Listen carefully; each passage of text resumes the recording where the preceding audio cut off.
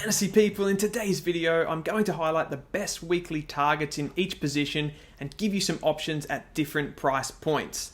Remember that rule number one is to remove those rookies from the field, so if you're running any of those nasty freshmen, you need to get them up to a seasoned player that's at least in the top 10 in their position. That may mean having to go up to a player that's not as desirable as you may like, but in this video I'll give you some options at varying price points that you can make a play at.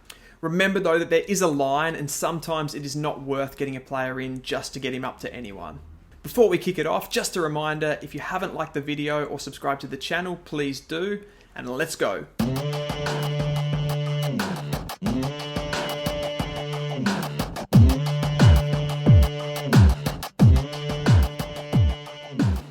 So looking at the defenders here, there's no real surprises. My top three picks are still Doherty, Sinclair and Dawson.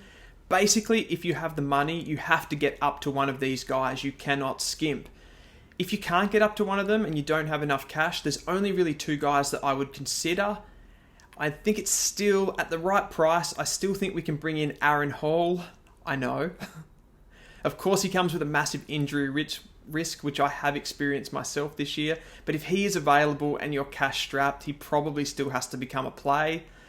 The other one at a cheaper price point is Bailey Dale. I don't think he's going to get tagged every week like he did at the weekend. So with Caleb Daniels still out, he's definitely a cheaper option that does take kick-ins and could match it with the best players in that position. As for the rest of the defenders, I don't think it's worth stabbing around at guys like Whitfield, Salem and Lloyd. They just let you down too regularly. I mean, they play about the easiest position on the field and they still cannot get a kick, so it's pretty unbelievable. Hall's the only player in that price region that I trust to score with the best of them. I don't necessarily trust his body, but he's like one play. If you are poor, I'm honestly sick of guys like Whitfield. I don't rate him at all, so don't do it. So just to recap there in the defense, essentially there's 5 guys that I would consider bringing in, and they are here on this graphic. It's Doherty, it's Sinclair, Dawson, Dale, and Hall. So moving on to the midfield now, and there's a lot more at play here, and now with Oliver being uncertain, it's an area that we may be forced to trade into. My top picks here are all inevitable really. They offer no risk and will be top of their position, and they are Jack Steele, Rory Laird, and Andrew Brayshaw. You're probably wondering why Mills isn't on this list, but I just feel that uncertainty of the role. He's kind of played a bit on the wing and just been thrown around, so I think the other guys are safer. The midfield does represent a lot more value below these top guys, so if you can't get up to that high profile player, I'd be targeting either a Ben Keys or a Zach Merritt. Petrarca is one that could come into play, but he is a bit of a riskier option as he's spending a lot of time forward, so I would favour the Merritt and the Keys option over him as they are genuine midfielders in their teams. Now there are a few super cheap options. I'm not a fan of any of them really, but if you were trying to get a rookie off, then it's an option.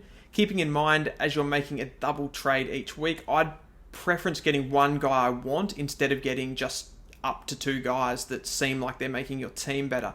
So if you're toiling in this sort of bottom area, the players I wanted to look at were Dangerfield, Cordwell and Mitchell, it's not a list for good reading really. Dangerfield at this point, he's just a name, so I don't like it. In fact, don't do it. Don't bring Dangerfield in, scrap that. The other two I wouldn't really be that keen on either. I mentioned Cordwell as he had a huge CBA bump at the weekend, but they probably just did that to tag my captain.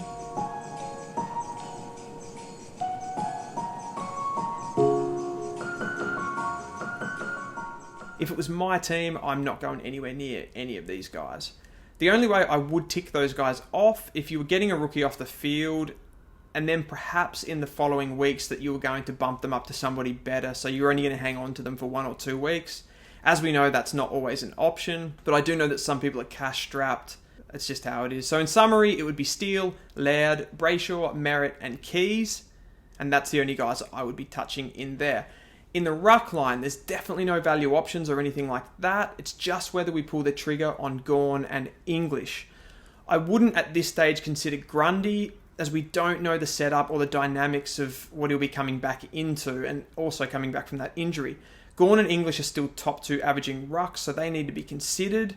From what I saw of Gawn's comeback game, I would favour English out of the two. The next question is, do I offload Darcy Cameron or whoever else I have, whether it's a Witts, a Sean Darcy or a Riley O'Brien?